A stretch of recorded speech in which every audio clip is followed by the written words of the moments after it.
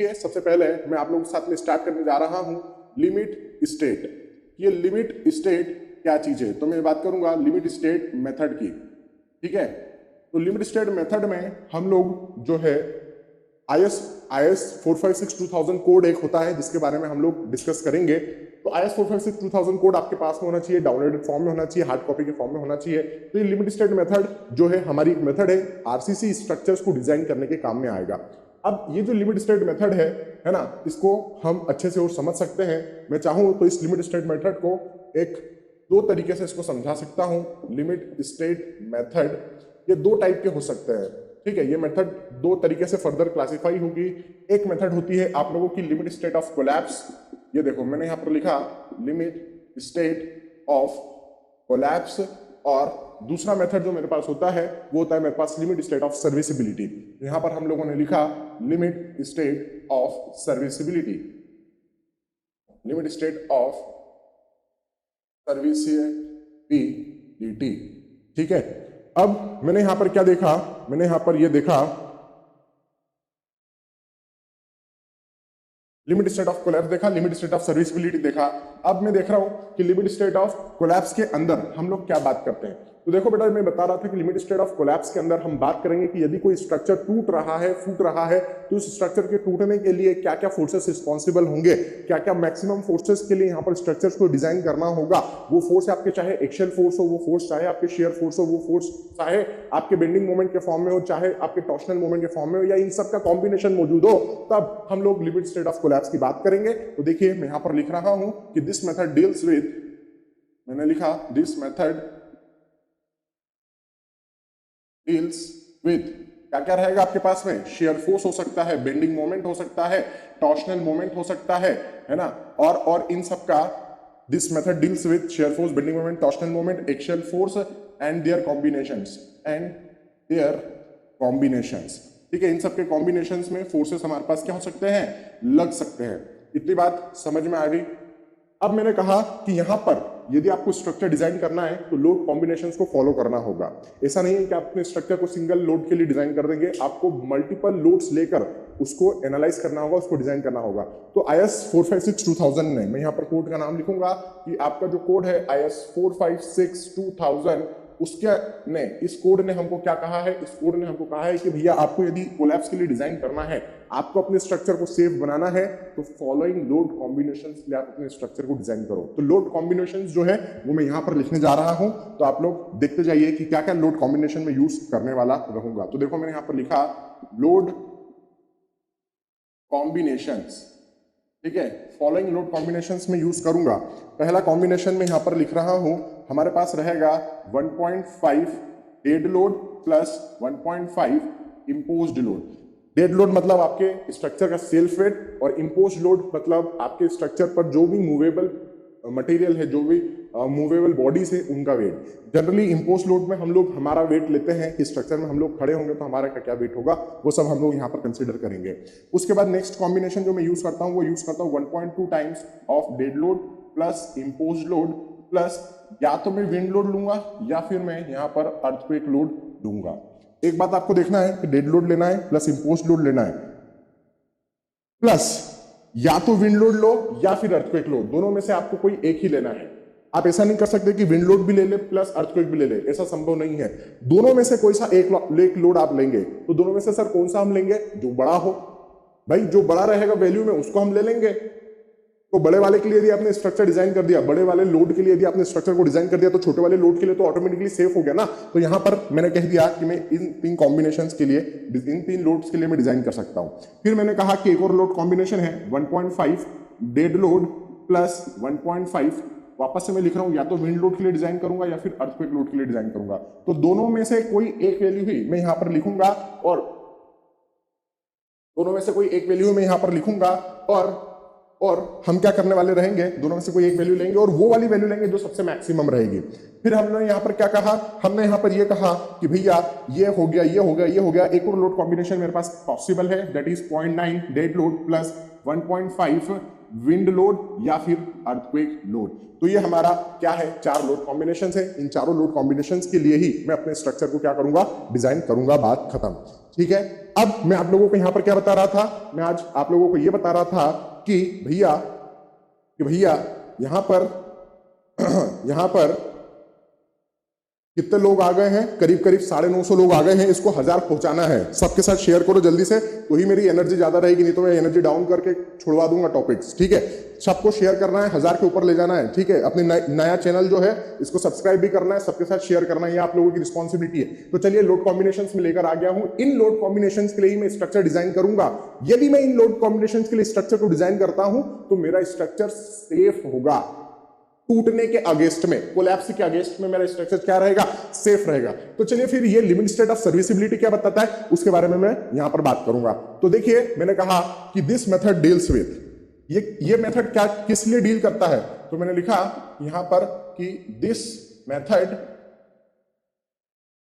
Deals with, किसके साथ में डील कर रहा है, ये मेथड डील कर रहा है आप लोगों के डिफ्लेक्शन के साथ में। ये मेथड डील कर रहा है यहां पर, ये मेथड डील कर रहा है यहां पर क्रैकिंग के साथ में। ये मेथड यहां पर डील कर रहा है आप लोगों के कोरोजन के साथ में। ये मेथड यहां पर डील कर रहा है आपके एब्रेशन के साथ में। ठीक है, तो यहां पर मुझे ये एटलीस्ट पता देखने को मिल गया कि लिमिट स्टेट ऑफ सर्विसिबिलिटी के अंदर हम लोग स्ट्रक्चर के टूटने फूटने की बात नहीं करेंगे। लिमिट स्टेट ऑफ सर्विसिबिलिटी के अंदर हम लोग स्ट्रक्चर के लाइफ के बारे में बात करेंगे।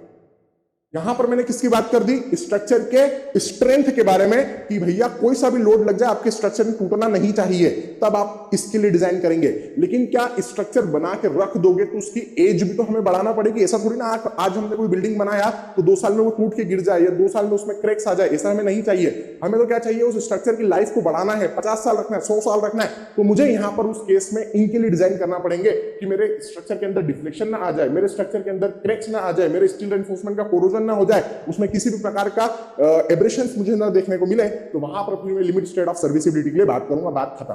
अब मैंने कहा कि यहां पर भी क्या लोड कॉम्बिनेशंस होते हैं, बिल्कुल यहां पर भी लोड कॉम्बिनेशंस होते हैं। और IS 4522000 के हिसाब से यहां के लोड कॉम्बिनेशंस मैं आप लोगों के साथ में लिख रहा हूं। तो मैंने यहां पर लिखा लोड कॉम्बिनेशंस। क्या लिखूंगा मैं, लोड कॉम्बिनेशंस लिखूंगा। क्या है लोड कॉम्बिनेशन, ये देखिए, ये रहा आपका 1 डेड लोड, ये रहा आपका 1 इंपोज्ड लोड। मतलब जितना वैल्यू है डेड लोड का उसके अंदर उतना ही वैल्यू इंपोज्ड लोड का ऐड कर दो, तो ये आप लोगों का मतलब इसमें यहाँ पर किसी प्रकार का फैक्टर करने की जरूरत नहीं है। जैसे मैंने यहाँ पर कितना 1.5 टाइम्स किया था, यहाँ पर आपको डायरेक्टली ऐड कर देना है। एक और लोड कॉम्बिनेशन है यहाँ पर 1 डेड लोड प्लस 1 क्या है आप लोगों का, 1 है आप लोगों का विंड लोड या फिर अर्थक्वेक लोड। दोनों में से कोई एक ही लेना है। कौन सा लेना है, जो दोनों में से बड़ा रहे वो। फिर मैंने आपको कहा कि हमारे पास एक ले सकते हैं हम डेड लोड प्लस 0.8, और वो क्या है हमारा 0.8 times of imposed load plus wind load या फिर अर्थक्वेक लोड। तो ये हम लोगों का क्या हो गया है, 3rd नंबर का कॉम्बिनेशन आ गया है। ठीक है, अब इन तीनों को आप लगाएंगे, तीनों में से जो वर्स्ट होगा उसके लिए हम डिजाइन करेंगे। मेरे कहने का मतलब क्या है, बात को समझना मैं आपको क्या कह रहा हूं। मैंने ये वाला लोड कॉम्बिनेशन लगाया और सपोज मुझे यहां से जो वैल्यू देखने को मिल रहा है वो करीब करीब मिल रहा है 500 किलो न्यूटन का। फोर्स के टर्म में बात कर रहा हूं कि या फिर मोमेंट के टर्म में बात कर लो, जैसा पॉसिबल हो। तो मुझे यहां से फोर्स मिल रहा है सपोज 500 किलो न्यूटन का। ये वाला लोड कॉम्बिनेशन मैंने लगाया, यहां से वैल्यू मिल रहा है सपोज मुझे 750 किलो न्यूटन का। मैंने ये वाला लोड कॉम्बिनेशन लगाया, मुझे यहां से वैल्यू मिल रहा है सपोज 650 किलो न्यूटन का। मैंने इसको लगाया, इससे मुझे जो वैल्यू मिल रही है करीब करीब मेरे को सपोज 600 किलो न्यूटन की मिल रही है। तो सर आप मुझे बताइए मैं इसके लिए डिजाइन करूं, इसके लिए करूं, इसके लिए करूं या इसके लिए करूं। तो बेस्ट है आपका आंसर कि डेफिनेटली आप इसके लिए करेंगे 750 के लिए, क्योंकि यदि आप मैक्सिमम लोड के लिए डिजाइन कर देंगे तो आपका इसमें भी सेफ हो जाएगा, इसमें भी सेफ हो जाएगा और इसमें भी सेफ हो जाएगा। तो आप 750 के लिए ही क्या करने वाले रहेंगे, डिजाइन करने वाले रहेंगे। यहां तक की बात क्लियर। सेम कंडीशन यहां पर भी रहेगी कि तीनों में से जो वर्स्ट कंडीशन में मौजूद होगा लोड कॉम्बिनेशन, मैं उसी के लिए क्या करूंगा, यहां पर बात करने वाला रहूंगा। ठीक है, चलो टारगेट अपना और अचीव होना है, और टारगेट अपन बढ़ा सकते हैं आगे। ठीक है, 1 के आप लोगों ने मेरा कंप्लीट कर दिया है, 1 के को भी इंक्रीज कर सकते हैं अब हम लोग। ठीक है, चलिए मैं आप लोगों को फिर बता रहा था कि आपका लोड कॉम्बिनेशन वाला पोर्शन हो गया, लोड कॉम्बिनेशन वाला पोर्शन हो गया। एक बात मैं यहां पर एक पॉइंट लिख दूं कि यहां पर आप लोगों का क्वेश्चन आ सकता है कि सर आप यहां पर विंड लोड और अर्थक्वेक लोड को साथ साथ में क्यों नहीं लेते हैं। आप हमेशा कहते हैं कि इन दोनों में से जो मैक्सिमम सिर्फ आप वो लो, दोनों को एक साथ नहीं लेना है। कारण यह है कि दोनों का एक साथ आने का जो प्रोबेबिलिटी है वो एकदम कम है।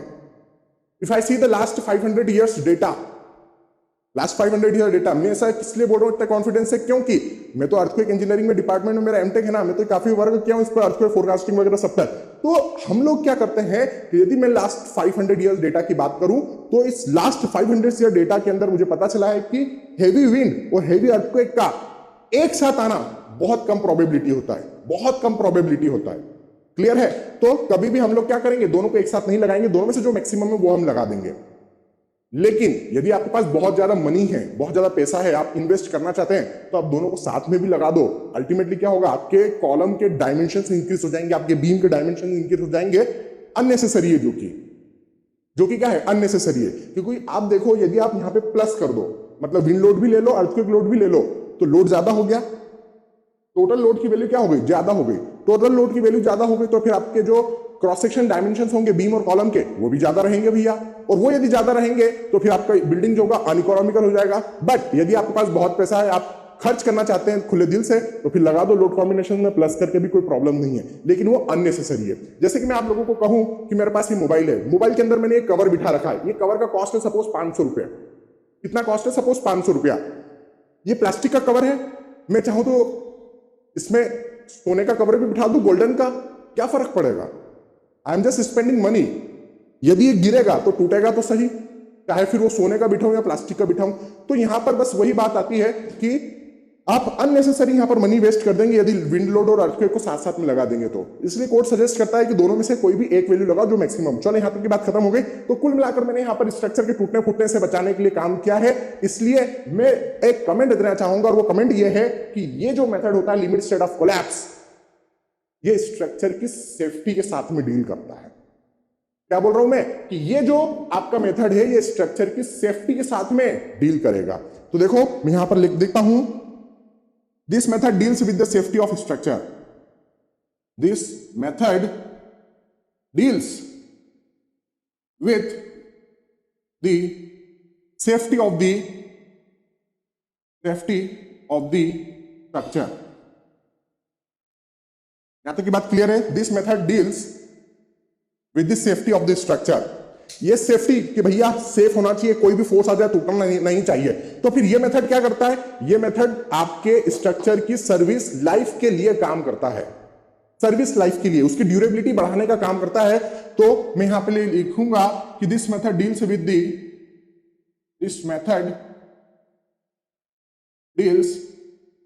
The durability of the structure, या service life of the structure भी मैं लिख सकता हूं। ड्यूरेबिलिटी ऑफ द, क्या लिखा अपन ने, ड्यूरेबिलिटी ऑफ द स्ट्रक्चर। बात अपनी यहां तक की खत्म हो गई है। तो ये आप लोगों का लिमिट स्टेट मेथड होता है, जिसके बारे में हम लोगों ने यहां पर क्या कर दिया, डिस्कस कर दिया है। अब मेरा आगे का काम क्या है, मेरा आगे का काम है आप लोगों को कुछ डेफिनेशंस बताना, जिसके बेसिस पे मैं अपना आगे का डिस्कशन चालू करूंगा। तो चलिए आइए हम बात करते हैं, यहां पर हम बात करेंगे यहां पर किसके बारे में, कुछ डेफिनेशंस के बारे में। तो सबसे पहले मैं कुछ डेफिनेशन देने जा रहा हूं, इंपॉर्टेंट डेफिनेशंस। कौन कौन से डेफिनेशंस है मेरे पास, डेफिनेशन नंबर 1 है मेरे पास। यहां पर क्या है, डेफिनेशन नंबर 1 है। क्या डेफिनेशन नंबर 1 है, डेफिनेशन नंबर 1 ये है कि मैं यहां पर बात करने वाला हूं आप लोगों के साथ में कैरेक्टरिस्टिक स्ट्रेंथ का।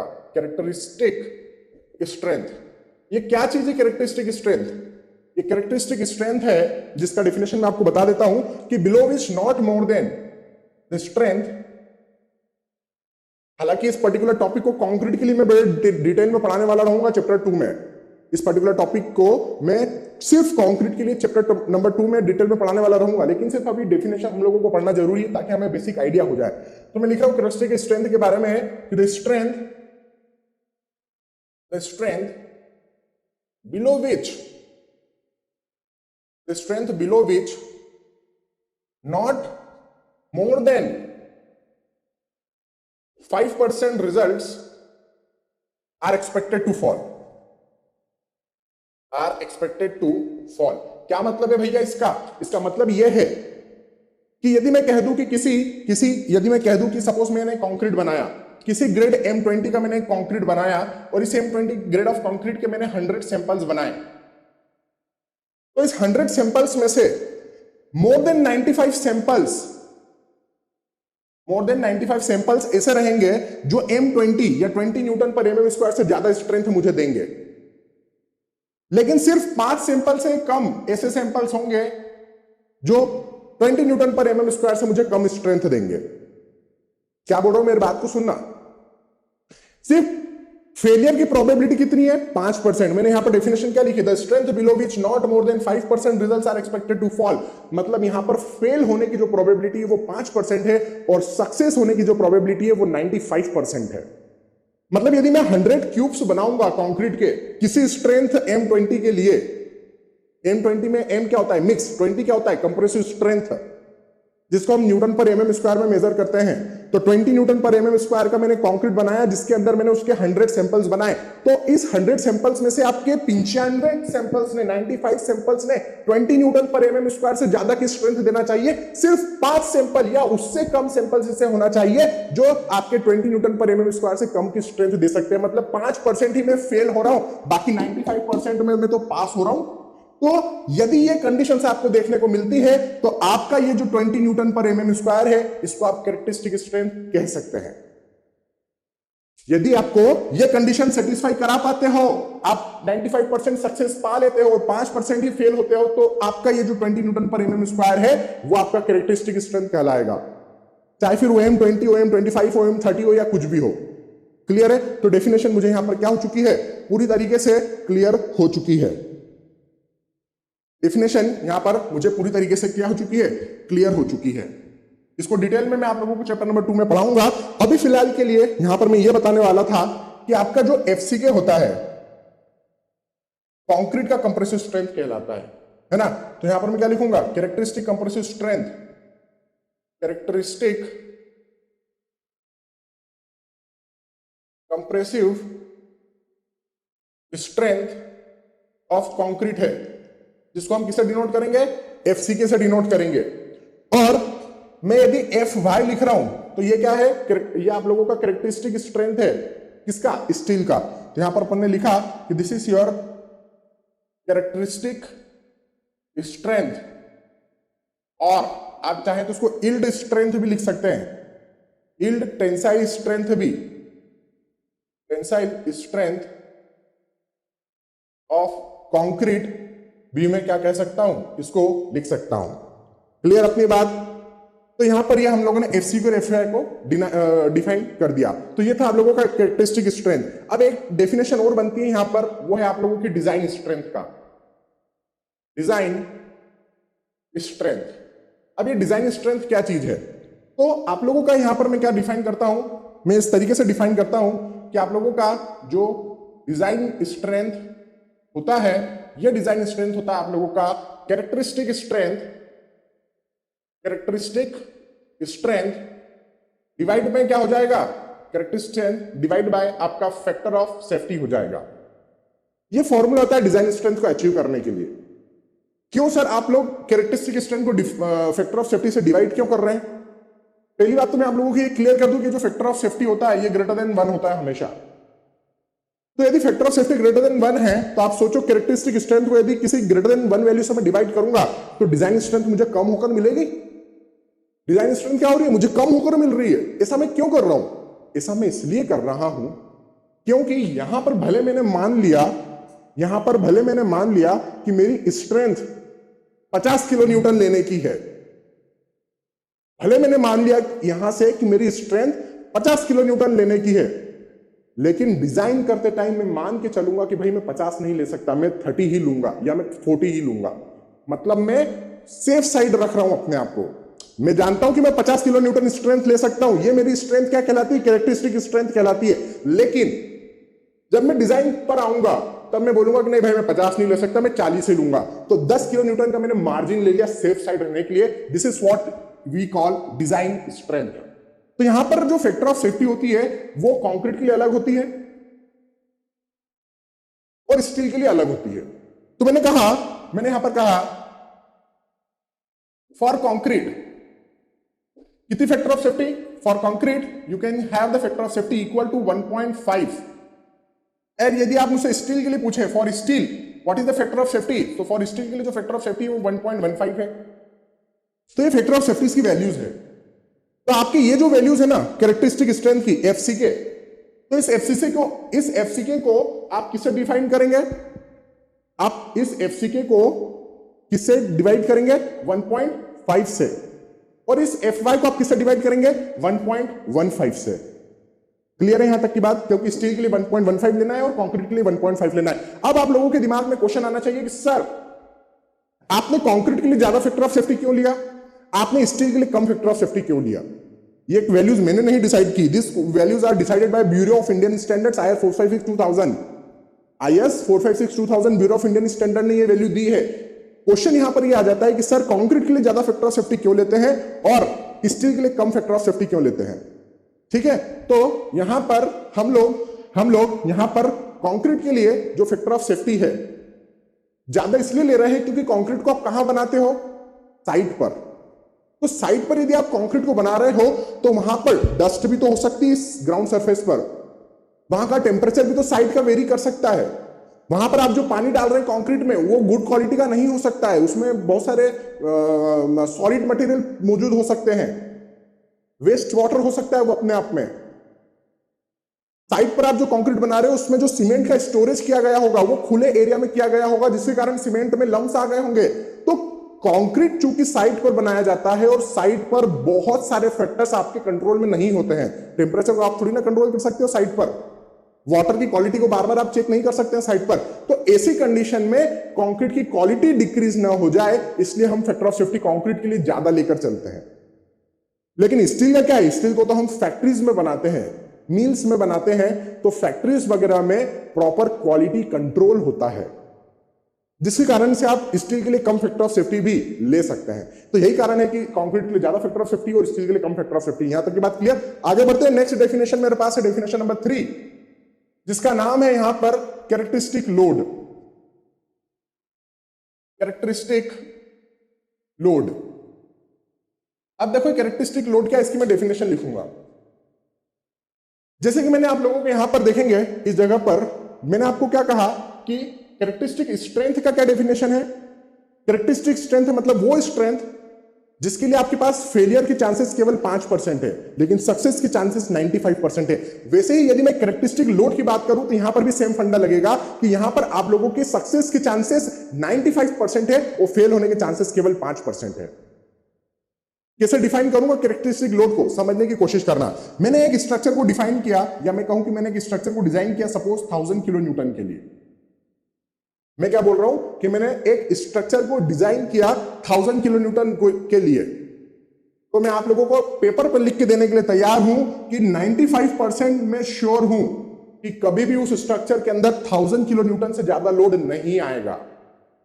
मैं क्या बोल रहा हूं, मैंने एक स्ट्रक्चर को 1000 किलो न्यूटन के लिए डिजाइन किया तो मैं 95% श्योर हूं कि पूरी जिंदगी भर कभी भी उस स्ट्रक्चर पर 1000 किलो न्यूटन से ज्यादा लोड नहीं आ सकता। वो 1000 किलो न्यूटन लोड उस कंडीशन में कहलाएगा कैरेक्टरिस्टिक लोड। मतलब आपने 95% यहां पर सक्सेस के चांसेस दे दिए कि 95% आप श्योर है कभी भी इस वैल्यू को क्रॉस नहीं कर सकते लोड स्ट्रक्चर के ऊपर, चाहे कितना विंड फोर्स आ जाए, चाहे जितना अर्थक्वेक फोर्स आ जाए, 1000 किलो न्यूटन को क्रॉस नहीं होगा वैल्यू। तो वो कहलाता है आपका कैरेक्टरिस्टिक लोड। लेकिन यहां पर भी फेलियर के चांसेस कितने ले रखे हैं आपने? 5%। 5% आप फेल हो सकते हो भैया अपने कमेंट पर, समझ रहे हो? तो यहां पर मैं आप लोगों के लिए कैरेक्टरिस्टिक लोड का डेफिनेशन लिखता हूं और डेफिनेशन यह है द लोड फॉर विच और ऐसा लिख सकता हूं the load which has 95% probability of not exceeding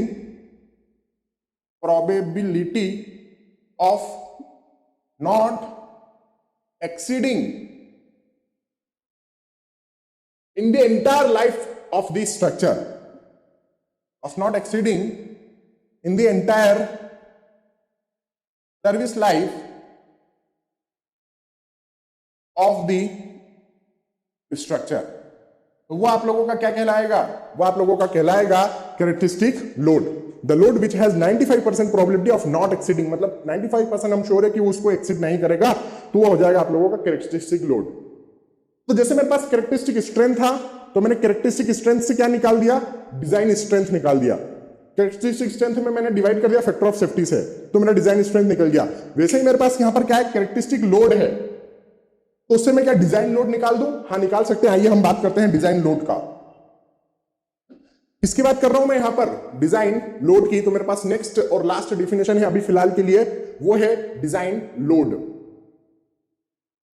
तो मैंने यहां पर लिखा डिजाइन लोड, इसका क्या डेफिनेशन बनेगा उसको समझते हैं।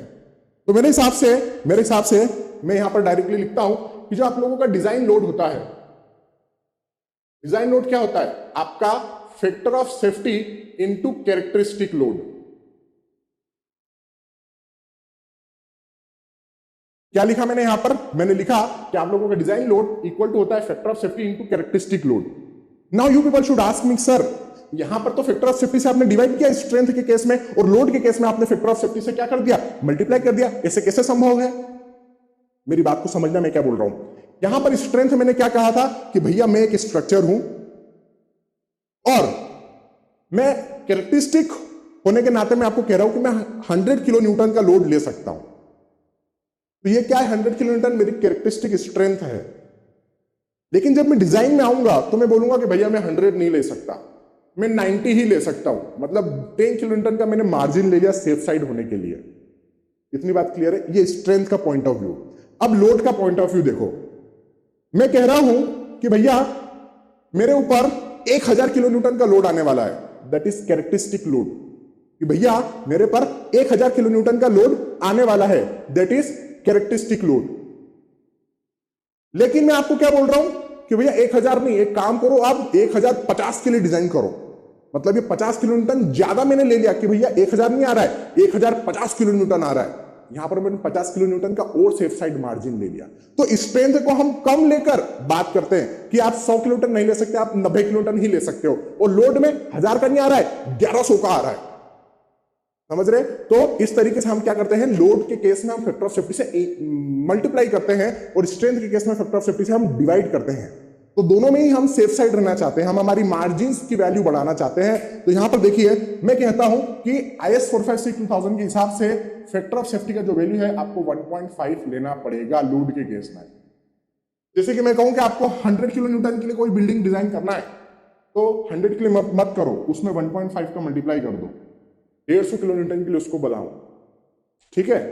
ताकि किसी कारण से लोड इंक्रीज भी होता है तो आप सेफ साइड बने रहेंगे। ठीक है? अचानक आपके घर में बहुत सारे मेहमान आ गए, 100 मेहमान आ गए, तो उन लोगों का लोड तो आपने बिल्डिंग डिजाइन करते टाइम नहीं लिया था। तो यहां पर लोड बढ़ जाने के कारण लेकिन आपका स्ट्रक्चर टूटेगा नहीं। क्यों? क्योंकि आपने 1.5 से मल्टीप्लाई कर रखा था। ठीक है? तो ये आप लोगों का क्या हो गया, ये IS 456-2000 के हिसाब से, यहां पर मैं लिख देता हूं, ये मैंने कहां से लिख रहा हूं, ये सब वैल्यूज IS 456-2000 के हिसाब से मैं लिख रहा हूं कि फैक्टर ऑफ सेफ्टी मैंने लोड के लिए कितना ले ली, 1.5 ले ली। क्लियर है मैंने यहां तक की बात? तो अभी तक मैंने आप लोगों को लिमिट स्टेट के बारे में बता दिया। एक बार कैमरा में बोर्ड 1 और बोर्ड 2 पूरा घुमा रहा हूं, आप लोग एक बार लोगों को कैरेक्टरिस्टिक लोड के बारे में बता दिया मैंने, अभी आप लोगों को कैरेक्टरिस्टिक स्ट्रेंथ के बारे में बता दिया। ठीक है? चाहे कैरेक्टरिस्टिक लोड हो या कैरेक्टरिस्टिक स्ट्रेंथ हो, दोनों में पास होने की संभावना कितना है, सक्सेस के चांसेस कितने हैं, 95%, और दोनों में फेल होने के चांसेस कितने हैं, 5%। अब मैं बोल रहा हूं कि मुझे एक स्ट्रक्चर बनाना है और इस स्ट्रक्चर के अंदर फेलियर प्रोबेबिलिटी निकालना है। इधर देखो, एक मिनट इधर देखो, मैंने आपको क्या कहा, मैंने आपको यहां पर क्या कहा, मैंने आपको यहां पर क्या कहा, मैंने आपको यह कहा कि फेल होने के चांसेस स्ट्रेंथ के कितने हैं, 5%। फिर इधर देखो, मैंने आपको क्या कहा, यहां पर लोड के फेल होने के चांसेस कितने हैं, सक्सेस के 95 है, मतलब यहां पर भी फेल होने के चांसेस लोड के 5% है। मतलब स्ट्रेंथ के फेल होने के चांसेस भी 5%, लोड के फेल होने के चांसेस भी 5%। अरे भैया पूरे स्ट्रक्चर के फेल होने के क्या चांसेस है, पूरा बिल्डिंग फेल हो जाए इसके कितने परसेंट चांसेस है, मतलब कितनी प्रोबेबिलिटी है, तो वो अब मैं यहां पर कैलकुलेट करना चाहता हूं। तो चलिए आइए हम यहां पर देखते हैं। टॉपिक का नाम है आज आप लोगों का probability of failure, probability of failure of A structure, probability of failure of A structure, इसके बारे में हम लोग क्या कर रहे हैं, यहां पर बात कर रहे हैं। तो probability of failure of structure की यदि मैं बात करें तो कोई भी स्ट्रक्चर 3 कारणों से फेल हो सकता है। कौन कौन से कारण है आइए मैं लिखते हैं, है ना। मैंने यहां पर लिखा स्ट्रक्चर में फेल ड्यू टू, क्या कारण हो सकते हैं। कारण नंबर 1 में यहां पर लिख रहा हूं, strength of material, strength of material is less than characteristic strength, strength of material is less than characteristic strength. एक कारण यह हो सकता है कि भैया आपने जो मटेरियल की स्ट्रेंथ कंसिडर करी थी उतनी आपको नहीं मिली, उससे कम मिली, तो strength of material is less than characteristic strength. मैंने कहा कि आपकी स्ट्रेंथ 50 न्यूटन पर एमएम स्क्वायर की होगी, लेकिन वो सपोज मुझे 48 न्यूटन पर एमएम स्क्वायर ही मिला, 50 से 48 पर ही आ गया सपोज, तो उस चांसेस में आपका स्ट्रक्चर फेल होता है। This is your first reason. अब मुझे बात बताओ कि इस स्टेटमेंट की प्रोबेबिलिटी कितनी है कि आपका स्ट्रेंथ का मटेरियल या मटेरियल का जो स्ट्रेंथ है वो कैरेक्टरिस्टिक स्ट्रेंथ से कम हो जाए। इसके चांसेस कितने, 5%। अभी तो मैं पढ़ाया आपको कि स्ट्रेंथ कम हो जाए कैरेक्टरिस्टिक स्ट्रेंथ से, इसकी प्रोबेबिलिटी कितनी है, मात्र 5%। तो मैंने यहां पर लिख दिया कि इसके चांसेस जो है वो मात्र कितने हैं, 5% है। ठीक है, उसके चांसेस कितने हैं, सिर्फ यहां पर 5% ही होंगे। मैंने फिर आप लोगों को कहा दूसरा कारण, पहला कारण तो यह हो गया, दूसरा कारण क्या हो सकता है कि the load, the applied load exceeds the characteristic load, exceeds the characteristic load। मतलब जो बिल्डिंग पर लोड आ रहा है वो कैरेक्टरिस्टिक लोड से क्या हो जाए, बहुत ज्यादा हो जाए। सेकंड स्टेटमेंट के ऑकर होने के कितने चांसेस है, ये भी 5%, क्योंकि स्ट्रेंथ के कम होने के चांसेस भी 5%। स्ट्रक्चर पर जो लोड आ रहा है वो बढ़ जाए कैरेक्टरिस्टिक लोड से, उसके भी चांसेस 5%। तो यहां पर मैंने क्या लिख दिया कि भैया इस वाले रीजन के ऑकर होने के चांसेस भी कितने हैं, 5%। मतलब 5% ही है जिसमें स्ट्रेंथ कम हो सकती है, 5% ही है जिसके अंदर लोड ज्यादा हो सकता है। तो अब थर्ड रीजन क्या है, थर्ड रीजन, मेरी बात को ध्यान से सुनना। पहला रीजन, एक बात बताओ, जब पहला रीजन ऑकर होगा क्या जरूरी है उस टाइम पे दूसरा भी ऑकर हो जाए, जरूरी नहीं है। ठीक है, पहला रीजन ऑकर हो सकता है, ये इंडिपेंडेंट इवेंट है, जरूरी नहीं है उस टाइम पे दूसरा भी ऑकर हो। या मैं कहूं कि दूसरा ऑकर हो सकता है तो जरूरी नहीं है उस टाइम पर पहला भी ऑकर हो। तो दोनों क्या है, इंडिपेंडेंट इवेंट्स है, दोनों क्या है, इंडिपेंडेंट इवेंट्स है। तो थर्ड आपका ये रीजन है कि हो सकता है दोनों एक साथ ऑकर हो जाए, ये ऑकर हो सकता है इंडिविजुअली, ये ऑकर हो सकता है इंडिविजुअली। मैं थर्ड रीजन ले रहा हूं कि हो जाए, हो सकता है कि ये दोनों साथ साथ ऑकर हो जाए। तो मैंने क्या लिखा है यहां पर, व्हेन स्ट्रक्चर में fail due to, when condition one and two occur together, एक साथ ऑकर हो जाए, पहला रीजन और दूसरा रीजन। तो इसके चांस प्रोबेबिलिटी कितनी हो जाएगी कि भैया दोनों एक साथ ऑकर हो जाएं। तो पहले वाले की कितनी थी, 5%, तो पहले वाले के लिए 0.05 लिख दिया मैंने, और दूसरे वाले के लिए भी ऑकर होने के कितने चांसेस है, 5%। तो जब भी आप लोगों के पास में इंडिपेंडेंट इवेंट्स होते हैं तो आप क्या लिखते हैं, प्रोबेबिलिटी PA इंटू PB, ऐसा लिखते हैं। तो यहां पर मैंने वही तो किया, प्रोबेबिलिटी ऑफ पहला reason 5%, 0.05, probability of second event 5%, 0.05, दोनों का मल्टीप्लाई किया जब दोनों एक साथ ऑकर हो रहे हैं तब। क्लियर मेरी यहां तक की बात। तो फिर मैंने कहा कि ये जो 5% है, आप चाहें तो इसको 0.05 भी लिख सकते हैं, ये जो 5% है इसको 0.05 भी लिख सकते हैं। तो यहां पर आपकी टोटल प्रोबेबिलिटी आप निकाल सकते हैं क्या स्ट्रक्चर के फेल होने की, हाँ बिल्कुल निकाल सकते हैं। ये प्रोबेबिलिटी, पहले वाले ऑकर होने की प्रोबेबिलिटी प्लस दूसरे वाले के ऑकर होने की प्रोबेबिलिटी प्लस तीसरे वाले के ऑकर होने की प्रोबेबिलिटी। तो देखो मैं टोटल प्रोबेबिलिटी लिखता हूं, total probability of failure of a structure, किसी भी स्ट्रक्चर के फेल होने की टोटल प्रोबेबिलिटी क्या है। मैंने कहा पहला रीजन यदि ऑकर हो रहा है तो उसकी प्रोबेबिलिटी कितनी है, 0.05। क्या जरूरी है उस टाइम पे दूसरा वाला ऑकर हो, नहीं जरूरी नहीं है। तो यदि सिर्फ पहला वाला ऑकर हो रहा है तो दूसरा वाला उस टाइम पे सेफ है, और दूसरा वाला सेफ है, इसकी प्रोबेबिलिटी कितनी है? 95%। भाई पहला वाला ऑकर हो रहा है, इंडिपेंडेंट इवेंट है, तो उस टाइम पे दूसरा वाला सेफ है, तो दूसरे वाले की सेफ होने की प्रोबेबिलिटी कितनी है? 95%। तो ये हमने लिख दिया 95% प्लस दूसरा वाला ऑकर हो रहा है, तो दूसरे वाले के ऑकर होने की प्रोबेबिलिटी कितनी है? 5%। ये हमने लिखा 0.05। जब दूसरा वाला ऑकर हो रहा है उस टाइम पे पहला वाला तो सेफ है ना, तो पहले वाले के सेफ होने की प्रोबेबिलिटी कितनी है? 95%। तो हमने यहां पर क्या किया? 95% का मल्टीप्लाई किया। और तीसरा, जब दोनों साथ में ऑकर हो रहे हैं तो टोटल प्रोबेबिलिटी ये है 0.05 इंटू 0.05, दोनों ही ऑकर हो गए, तो ये आपकी क्या है? टोटल प्रोबेबिलिटी है। आप लोगों ने पढ़ा होगा जब आप लोग इंडिपेंडेंट इवेंट्स पढ़ते हैं, PA, जब पहला ऑकर हो रहा है दूसरा ऑकर नहीं हो रहा है, तो इस हिसाब से आप कुछ लिखते हैं, ऐसा कुछ लिखते हैं आप लोग। प्रोबेबिलिटी इंजीनियरिंग मैथमेटिक्स में आप लोगों ने प्रोबेबिलिटी पढ़ा होगा, तो वहीं से सिर्फ मैंने ऐसा लिखा कि पहले वाले ऑकर होने की प्रोबेबिलिटी 5%, लेकिन उस टाइम पे दूसरा वाला ऑकर नहीं हो रहा है तो उसके सक्सेस की प्रोबेबिलिटी 95%। दूसरा वाला ऑकर हो रहा है इसकी प्रोबेबिलिटी 5%, लेकिन पहला वाला उस टाइम पर सेफ है, उसकी प्रोबेबिलिटी 95%, प्लस तीसरा दोनों ऑकर हो गए तो दोनों की प्रोबेबिलिटी मल्टीप्लाई करके मैंने यहां पर लिख दी। तो इस तरीके से जब आप इसको सॉल्व करेंगे तो आपके पास वैल्यू कितनी आ जाएगी? 0.0975 यहां पर आपकी क्या आ जाएगी? प्रोबेबिलिटी आ जाएगी। That is the probability of failure of A structure. इसको राउंड ऑफ करके भी कुछ वैल्यू इसको ऐसा लिख देते हैं, कुछ लोग इसको राउंड ऑफ करके डायरेक्टली इसको क्या लिख देते हैं? 0.1 लिख देते हैं। कुछ लोग कंफ्यूजन क्रिएट करने के लिए एग्जाम में इसको 10 टू द पावर -1 से भी शो करते हैं। मतलब एग्जाम में मैंने आपको 4 ऑप्शन दिए कि किसी स्ट्रक्चर को फेल होने की probability 10 to the power -2, 10 to the power -1 या 10 to the power -3, 10 to the power -1 और 10 टू द पावर -4, ऐसा मैंने आप लोगों को लिख के दिया।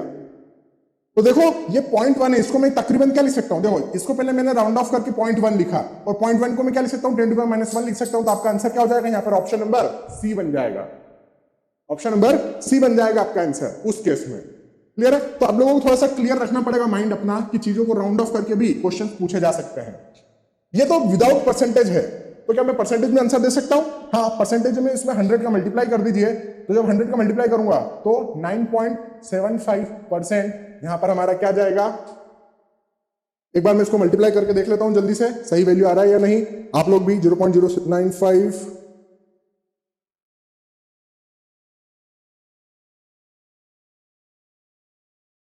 0.0975 बिल्कुल सही आपका आंसर है, और 9.75 आप लोगों का क्या है? यहां पर percentage of probability of failure है in the terms of percentage. तो ये विदाउट परसेंटेज था, ये परसेंटेज था। गेट 2015 में 2 मार्क के लिए ये क्वेश्चन पूछा गया था। गेट 2015 में सिविल इंजीनियरिंग पेपर के अंदर 2 मार्क के लिए या 1 मार्क के लिए, जहां तक मुझे याद है 2 मार्क के लिए ये क्वेश्चन पूछा गया था, जिसका आंसर आपको 0.0975 देना था।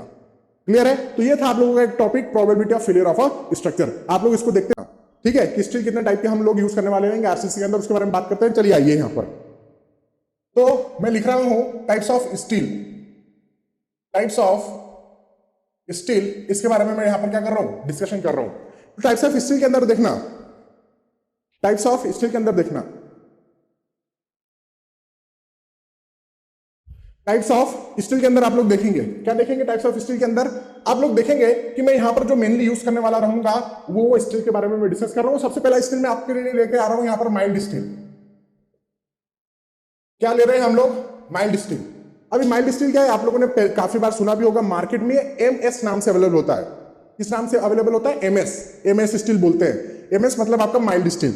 अब इसकी जो ग्रेड होती है वो समझना बहुत इंपॉर्टेंट है कि ये आप लोगों का FE 250 के नाम से मार्केट में अवेलेबल होता है। मतलब आप सरिया लेकर आएंगे, सरिया बोलते हैं हिंदी भाषा में स्टील को, तो उसके ऊपर लिखा रहेगा FE 250। तो यहां पर FE तो आपका आयरन होता है, ये 250 क्या बताता है? यहां पर मैं लिखता हूं कि 250 जो है वो आपकी क्या है? कैरेक्टरिस्टिक स्ट्रेंथ है, या इसको हम क्या कह सकते हैं? यील्ड स्ट्रेंथ भी कह सकते हैं, जो कि न्यूटन पर mm स्क्वायर में मेजर की गई होगी। तो FI की वैल्यू जो है वो 250 न्यूटन पर mm स्क्वायर है, और इसकी ग्रेड को जो स्टील उसके ऊपर लिखी हुई आती है वो FE 250 नाम से लिखा हुआ आता है। अब यहां पर ये समझना है कि जो माइल्ड स्टील होता है ना, इसकी डक्टिलिटी बहुत ज्यादा होती है। क्या प्रॉपर्टी इसकी? Highly ductile.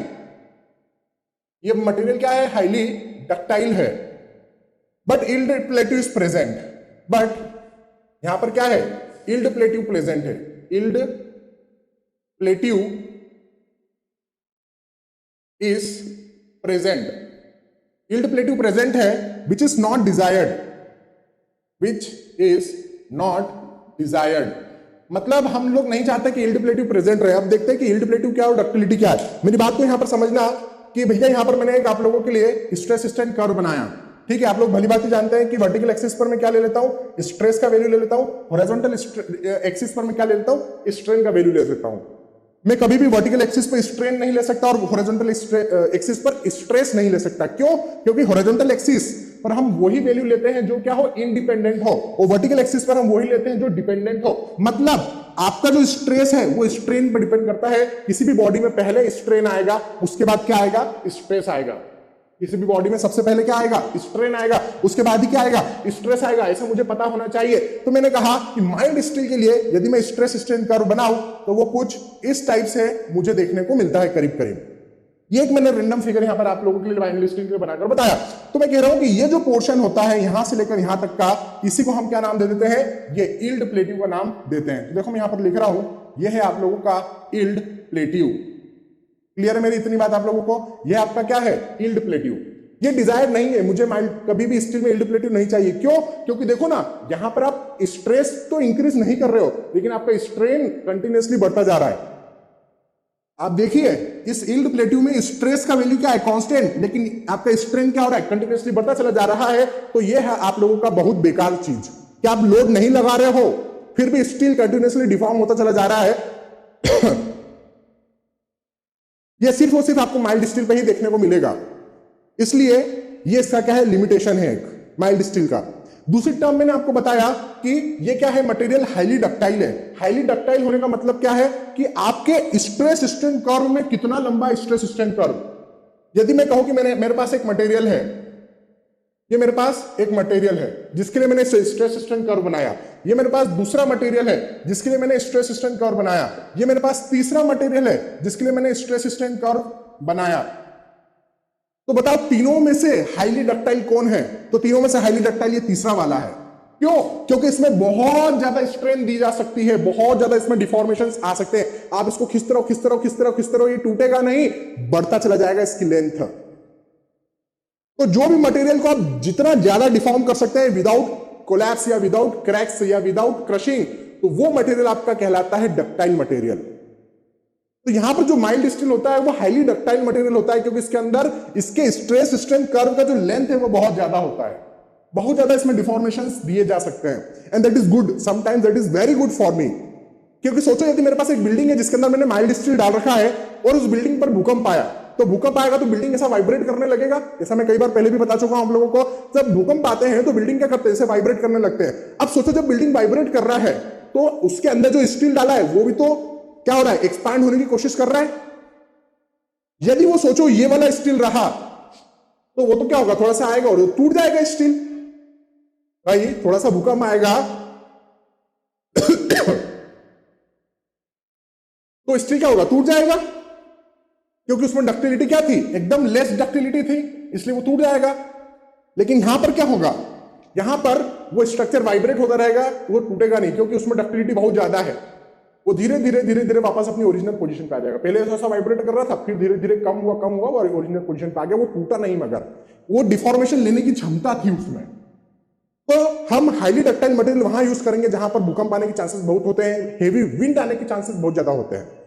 ठीक है, तो ये एक बहुत अच्छा पॉजिटिव पॉइंट है। तो देखो एक पॉजिटिव पॉइंट बता रहा हूं, एक नेगेटिव पॉइंट बता रहा हूं। पॉजिटिव पॉइंट क्या है कि इसकी डक्टिलिटी बहुत ज्यादा है और अर्थक्वेक रेजिस्टेंस बिल्डिंग्स में मैं इसका ज्यादा यूज करूंगा। और इसका नेगेटिव पॉइंट क्या है कि इसमें यील्ड प्लेट्यू है भैया, क्या आप लोड नहीं दे रहे हो फिर भी इसमें स्ट्रेन आते चला जा रहा है, that is not good for me. तो इसके अंदर एक पॉजिटिव पॉइंट बताया, एक नेगेटिव पॉइंट भी मैंने आपको यहां पर बता दिया। ठीक है, फिर मैं आपको कह रहा हूं कि इसके अंदर एक पॉइंट और मैं आपको बताता हूं पॉजिटिव वाला। कौन सा? एक पॉजिटिव पॉइंट इसमें ये और है कि यहां पर आपका जो यील्ड प्लेट्यू होता है वो वेल डिफाइंड होता है। लोअर यील्ड वैल्यू ले लेते हैं हम, लोअर यील्ड पॉइंट हम क्या ले लेते हैं, लोअर यील्ड पॉइंट ले लेते हैं। इसके अंदर हालांकि अपर यील्ड पॉइंट भी होता है, लोअर यील्ड पॉइंट भी होता है। तो वो क्या होता है, वेल डिफाइंड होते हैं। मतलब कर्व जो आपको ये जो फिगर है उसके अंदर कर्व के शेप के चेंजेस के हिसाब से मैं उसमें यील्ड प्लेट्यू इजीली डिफाइन कर सकता हूं। तो ये इसका एक पॉजिटिव पॉइंट है। इसका नेगेटिव पॉइंट एक और क्या है, इसका नेगेटिव पॉइंट ये है कि भैया केवल 250 न्यूटन पर एमएम स्क्वायर का इसकी स्ट्रेंथ है, इसकी स्ट्रेंथ कम है, मतलब इसकी यील्ड टेंसाइल स्ट्रेंथ कितनी है, सिर्फ 250 न्यूटन पर एमएम स्क्वायर है। तो ये कंपेरेटिव अदर स्टील, अभी मैं और स्टील बताऊंगा आपको, तो उनकी तुलना में ये क्या होता है, कम यील्ड स्ट्रेंथ शो करता है। ठीक है, तो ये हो गया आप लोगों का माइल्ड स्टील। तो आइए अभी हम आगे बढ़ते हैं। नेक्स्ट हमारे पास जो स्टील है वो कौन सा स्टील है, वो है हमारे पास कोल्ड ट्विस्टेड डिफॉर्म बार। कोल्ड ट्विस्टेड, थोड़ा नीचे लिखता हूं मैं इसको, कोल्ड ट्विस्टेड डिफॉर्म्ड बार्स। ठीक है, कोल्ड ट्विस्टेड डिफॉर्म बार्स, अरे कोल्ड ट्विस्टेड डिफॉर्म बार्स हम यहां पर देख रहे हैं। ठीक है, तो कोल्ड ट्विस्टेड डिफॉर्म बार्स हम लोग यहां पर इसको देख रहे हैं। इसको शॉर्ट में सीटीडी भी कहते हैं कुछ लोग, CTD, cold twisted deform bars हम इसको शॉर्ट में कहते हैं। और आप चाहें तो इसको क्या कह सकते हैं, इसको आप high yield strength deform bars भी कह सकते हैं। High yield strength deformed bars भी आप कह सकते हैं। इसको शॉर्ट में हम HYSD कहते हैं। तो सीटीडी का हो, कोल्ड ट्विस्टेड डिफॉर्म बार्स का हो सीटीडी, या फिर हम इसको HYSD का हो HYSD, high yield deform bars, both are same type of steel reinforcement. तो यहां पर हम क्या करते हैं, यहां पर देखो हम लोगों को जो प्रॉब्लम आ रहा था, इधर हम लोगों को जो प्रॉब्लम आ रहा था इस जगह पर माइल्ड स्टील के अंदर, माइल्ड स्टील के अंदर क्या प्रॉब्लम आ रहा था, प्रॉब्लम आ रहा था यील्ड प्लेट्यू का। माइल्ड स्टील में प्रॉब्लम आ रहा था यील्ड प्लेट्यू का। इस प्रॉब्लम को हमने यहां पर रिमूव करने की कोशिश की। कैसे रिमूव करने की कोशिश की वो देखिए। मैंने कहा कि यील्ड प्लेट्यू मेरे पास एक बहुत बड़ा प्रॉब्लम है माइल्ड स्टील में, तो मैंने कहा चलो हम इसको सॉल्व करते हैं इस प्रॉब्लम को। तो देखो ये आप लोगों का क्या था, यहां पर अपन लोगों ने स्ट्रेस ले लिया, यहां पर अपन लोगों ने क्या किया, स्ट्रेन ले लिया था। ये आप लोगों का माइल्ड स्टील ही था जिससे मैंने ये वाला स्टील बनाया। मतलब मैं पूछूं कि इसका पापा कौन है, तो इसका पापा माइल्ड स्टील है। माइल्ड स्टील सही आपका क्या बना है, HYSD बना है। कैसे बना, आइए उसके बारे में बात करते हैं। तो मैं कह रहा हूं कि यहां से आपका माइल्ड स्टील बनना चालू हुआ था, फिर ये इसका यील्ड प्लेट्यू था और ये थोड़ा सा आगे बढ़ा। ये कर्व मैंने कैसे बनाया, लोडिंग के दौरान बनाया। हो सकता है मैं उसको टेंसाइल स्ट्रेस देता चला जा रहा था। तो मैं क्या कर रहा हूं, मैंने माइल्ड स्टील ऐसा बनाया, यहां तक उसको लोड किया और थोड़ी ही दूरी पर जाकर after yield plateau, beyond yield plateau जाकर मैंने उसको क्या कर दिया, अनलोड कर दिया। यहां से मैंने लोडिंग करना स्टार्ट किया था, स्ट्रेस स्ट्रेन कर्व बनाना स्टार्ट किया था स्टील के अंदर, माइल्ड स्टील के अंदर। जैसे ही वो यील्ड प्लेट्यू को क्रॉस हुआ, थोड़ी दूरी के बाद ही मैंने उसको क्या कर दिया, अनलोड कर दिया। This process we call unloading. क्या कर दिया अपन ने, अनलोडिंग कर दी। ठीक है, अनलोडिंग करने के बाद मैंने क्या कहा, अब वो पूरा जीरो स्ट्रेन पर नहीं आएगा, वो यहां पर आ जाएगा। मतलब कुछ ना कुछ डिफॉर्मेशन परमानेंटली उसमें देखने को हमें मिलेंगे। मतलब मैंने इतने बड़े स्टील से चालू किया था, तो उसको खींच के 10 mm से चालू किया था, सपोज फॉर एग्जांपल 10 mm से चालू किया था। जब मैं वापस अनलोडिंग करूंगा तो अनलोडिंग के बाद मेरे को 10 mm का नहीं मिलेगा, सपोज 12 mm का मिलेगा। मतलब कुछ वैल्यू परमानेंट स्ट्रेन की उसके अंदर मौजूद रहेगी।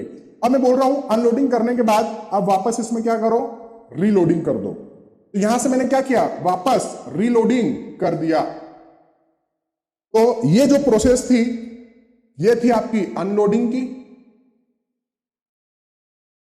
और ये जो प्रोसेस थी आपकी इधर, वो थी आप लोगों की रीलोडिंग की। तो आपने अनलोडिंग कर दिया, आपने रीलोडिंग कर दिया, जिसके कारण आपको क्या मिल गया, ये नया स्टील मिल गया। तो ये क्या देख रहे हैं आप, ये अपने आप में एक नया स्टील बन गया है। मतलब यदि आप मुझसे कहो कि भैया आप हमें कोल्ड स्ट्रेस डिफॉर्म बार का स्ट्रेस स्ट्रेन कर्व बनाकर बताओ, या मैं कहूं कि HYSD का मुझे कर्व स्ट्रेस स्ट्रेन बनाकर बताओ, उसका कर्व फिर ये ब्लू वाला बनेगा। तो ये देखो यहां से मैंने इसको बना दिया। ये किसका है, ये HYSD का। ये कहां से आया, ये यहीं से आया। इसके अंदर कुछ परमानेंट स्ट्रेन ऑलरेडी मौजूद होगा। जितने भी आपके HYSD बार्स होते हैं, जितने भी आपके कोल्ड स्ट्रेस डिफॉर्म बार्स होते हैं, उसके अंदर ऑलरेडी कुछ ना कुछ परमानेंट स्ट्रेन पहले से ही मौजूद होता है। और इनका पापा कौन, इनका पापा mild steel. Means all type of steel are essentially mild steel, क्योंकि अब जितने भी स्टील बनेंगे वो माइल्ड स्टील से ही बनेंगे। तो माइल्ड स्टील में जो जो कमियां थी वो कमियां मैं यहां पर पूरी कर रहा हूं।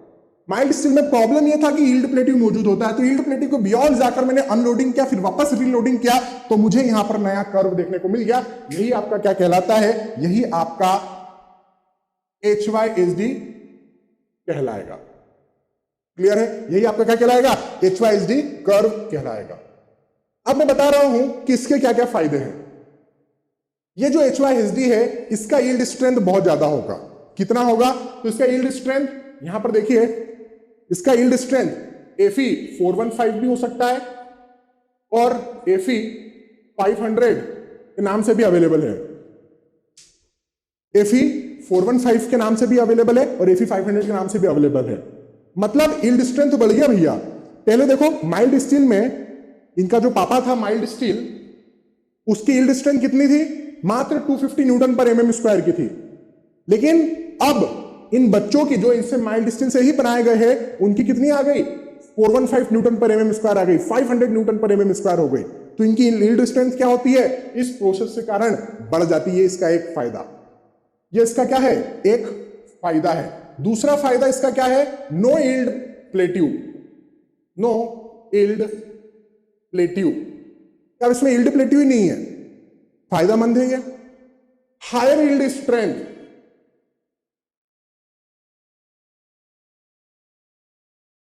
हायर यील्ड स्ट्रेंथ है, ठीक है। हायर यील्ड स्ट्रेंथ होने के कारण यहां पर हायर बॉन्ड स्ट्रेंथ भी होता है आपका, हायर बॉन्ड स्ट्रेंथ भी हमारे पास देखने को मिलता है। अब बात आती है सर यील्ड स्ट्रेंथ तो आपने मेरे को बता दिया, ये बॉन्ड स्ट्रेंथ हाई कैसे हो जाएगी। तो जिस भी स्टील का यील्ड स्ट्रेंथ ज्यादा होता है उसका बॉन्ड स्ट्रेंथ भी क्या होगा, ज्यादा होगा। मतलब माइल्ड स्टील का यील्ड स्ट्रेंथ कम था, माइल्ड स्टील का यील्ड स्ट्रेंथ कम था, सिर्फ 250 न्यूटन पर mm स्क्वायर था, तो उसकी बॉन्ड स्ट्रेंथ भी कम होती है। ये इसका एक और डिसएडवांटेज या मैं कहूं लिमिटेशन। लेकिन यहां पर क्या है, यहां पर आप लोगों का हाई यील्ड स्ट्रेंथ है, यील्ड स्ट्रेंथ ज्यादा है तो उसकी बॉन्ड स्ट्रेंथ भी क्या होगी, ज्यादा होगी। ऐसा इसलिए हो रहा है क्योंकि मेरी बात को समझना, यदि मैं कह रहा हूं कि आपका माइल्ड स्टील, यदि मैं आपका कहूं माइल्ड स्टील, ये स्टील कैसा दिखता है, ये देखो ये ऐसा दिखता है, ये माइल्ड स्टील ऐसा दिखता है, ऐसा दिखता है जिसको हम प्लेन रेनफोर्समेंट भी कहते हैं। प्लेन रेनफोर्समेंट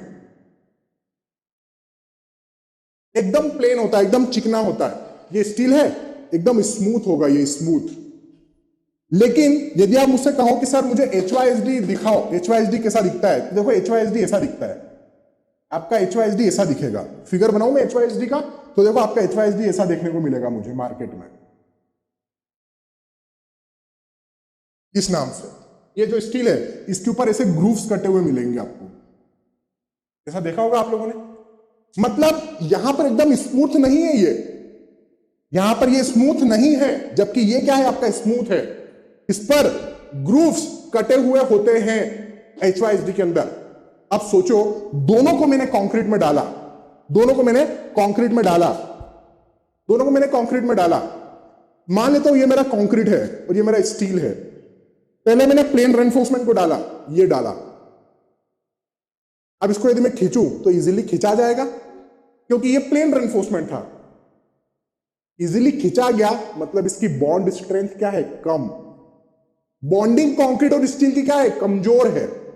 कमजोर है से मतलब कम है। अब इसको मैं डालता हूं कंक्रीट में, ये कंक्रीट, ये आपका HYSD, ये पका। अब इसमें क्या कटे हुए हैं, ग्रूव्स। तो प्रॉपर ग्रिपिंग हो चुकी है, अच्छा ग्रिप मिल चुका, अच्छा बॉन्ड मिल चुका है। अब आप इसको खींचो, ताकत लगाओ, ये बाहर नहीं आएगा। या फिर मैं कहूं बहुत ज्यादा ताकत लगाओ तब जाके ये बाहर आएगा। तो यहां पर आपकी बॉन्ड स्ट्रेंथ क्या होती है, बहुत ज्यादा। तो देखो हायर बॉन्ड स्ट्रेंथ लिखा हूं मैं HYSD के लिए, लेकिन वहां पर क्या होती है, यील्ड स्ट्रेंथ में कम। तो इसको माइल्ड स्टील को आप क्या लिख सकते हैं, माइल्ड स्टील को आप लोग यहां पर प्लेन रेनफोर्समेंट भी लिख सकते हैं। और यहां पर आपके क्या होते हैं, ग्रूव्स कटे होते हैं HYSD के केस में। तो ये दो टाइप के मेन रेनफोर्समेंट होते हैं मेरे पास, जिसको मैं आगे हमारे RCC के अंदर यूज करने वाला रहूंगा। क्लियर है मैंने यहां तक की बात। तो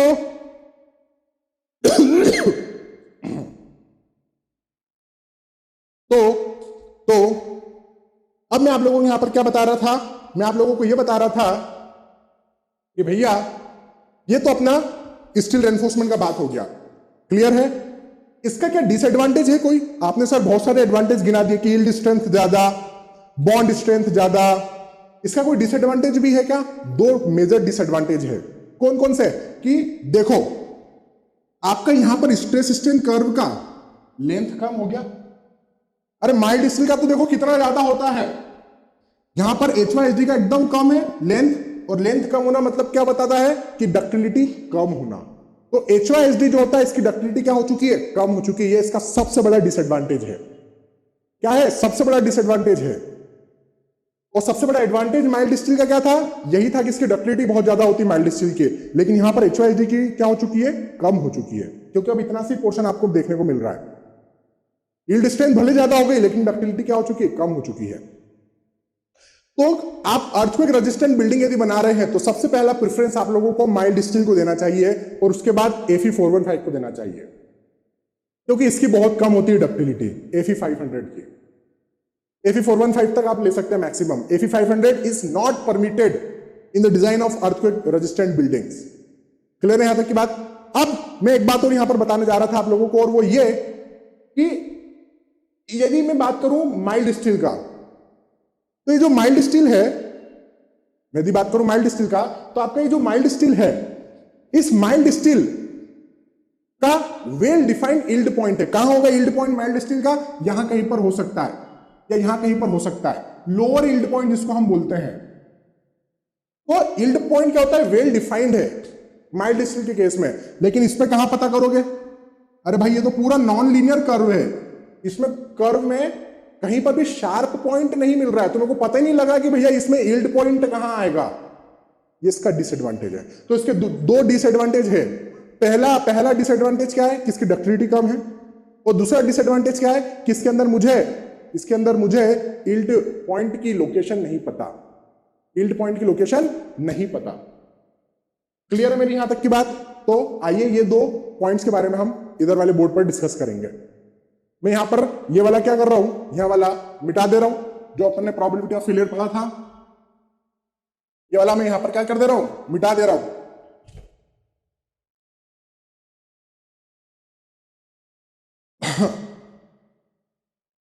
मैंने आप लोगों को क्या बताया यहां पर? मैंने आप लोगों को ये बताया कि भैया अपने पास जो माइल्ड स्टील था उसकी डक्टिलिटी एकदम हाई, HYSD की डक्टिलिटी एकदम कम। दूसरा पॉइंट जो मैंने यहां पर आप लोगों को बताया वो ये बताया, yield point is not well defined in the case of CTD, cold state deform bar कहूं या HYSD कहूं, बोथ आर सेम। ठीक है, HYSD बार्स, CTD बार कहूं या HYSD बार कहूं। दूसरा पॉइंट में क्या लिख रहा था कि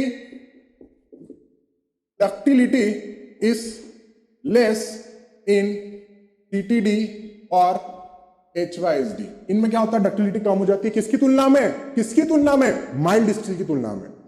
क्लियर? अब मैं आपको यहां पर ये बता रहा था कि भैया हमारा जो नेक्स्ट टाइप का जो स्टील रेनफोर्समेंट है वो मैं कह लेता हूं TMT।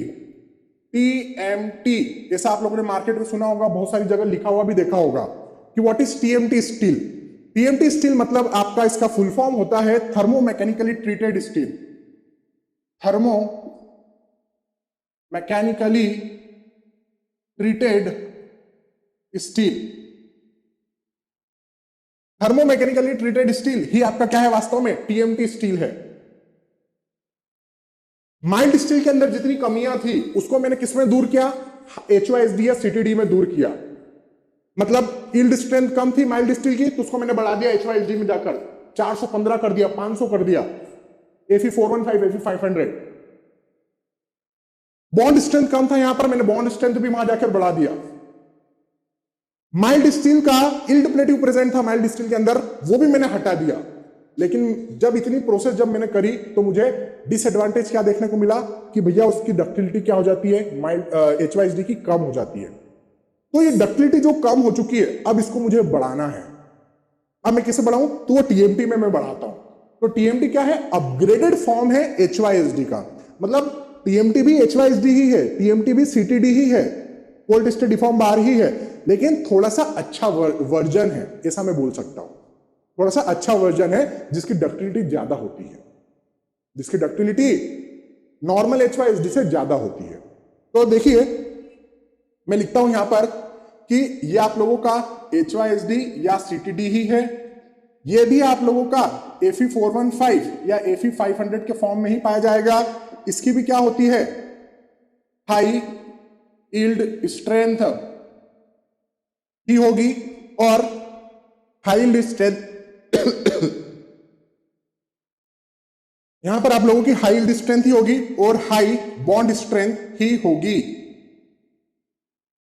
ठीक है, हाई यील्ड स्ट्रेंथ ही होगा और हाई बॉन्ड स्ट्रेंथ ही होगा, ये कंफर्म है मेरी तरफ से।